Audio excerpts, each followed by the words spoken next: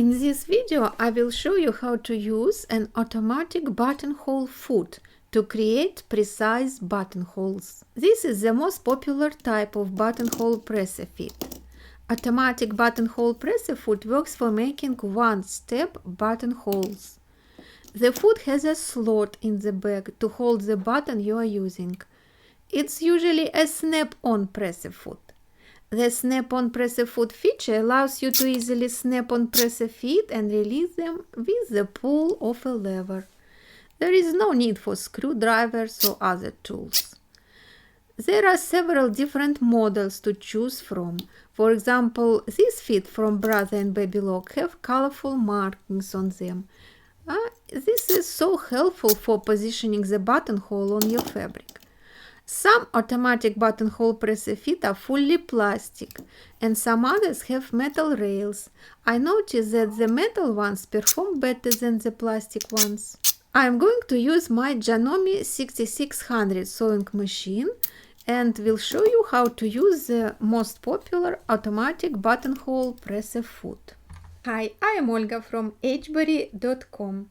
If you're enjoying the content so far, hit the subscribe button below, so you will be notified about new videos every week. I hope you find them useful and informative. Step 1. Choose the buttons for your project. They should be the correct size for your buttonhole foot. Mark the position of the buttonholes on your fabric. The maximum length of the buttonhole for most automatic buttonhole feet is about 1 1/16 of an inch. You should mark the center line. It's actually a buttonhole cutting line and the start line. The machine will automatically make the buttonhole of the desired length, but if you want, you can also mark the full length of the buttonhole.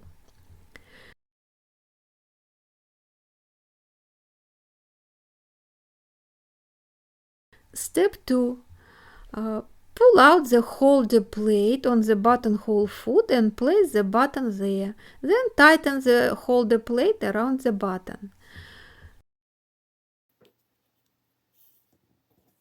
Not all buttons will stay in the holder plate, so if it's a shank button, it might fall off right away. This is no problem, just pull out the holder plate for the size of the button and keep it without the button. Step 3. Thread the machine with the proper thread for your project. Select a buttonhole stitch you want to use. For example, my Janome has 7 types of buttonholes. I used all of them, but for the cotton fabric, I usually use a rectangular buttonhole stitch number 14. Step 4. Attach a buttonhole presser foot to your sewing machine. This foot is a snap-on presser foot. To start, turn off your machine because you might accidentally press the start button or even another button and the machine will start. It may be dangerous and cause injury. Manually raise the needle in the highest position if it's not in this position already. Raise the presser foot lever. Press the button on the presser foot holder, mine is red, and remove the presser foot that was on the machine before. Position the buttonhole foot under the holder and align the foot pin with the notch in the holder. Make sure that you place the foot in the correct direction, because otherwise the needle may hit the foot and break when you start to sew. And snap the foot into its place. Step 5. Place the fabric under the presser foot. You have to align the presser foot markings with the marks you made on your fabric. Pass the thread underneath the presser foot and lower the presser foot.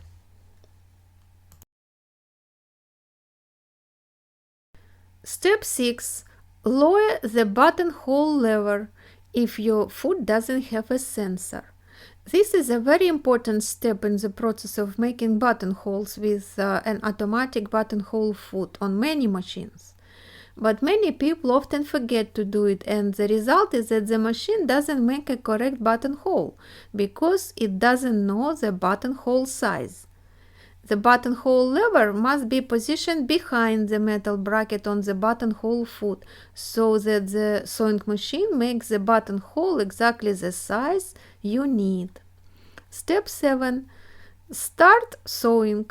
Feed the fabric gently by hand while the machine is making the buttonhole. The machine will sew the buttonhole and stop when the buttonhole is complete. Well, it seems easy enough, right? But you might have many different problems with sewing buttonholes. I address a few of them on different tutorial, sewing machine buttonhole troubleshooting. So check it out, it's a very helpful video.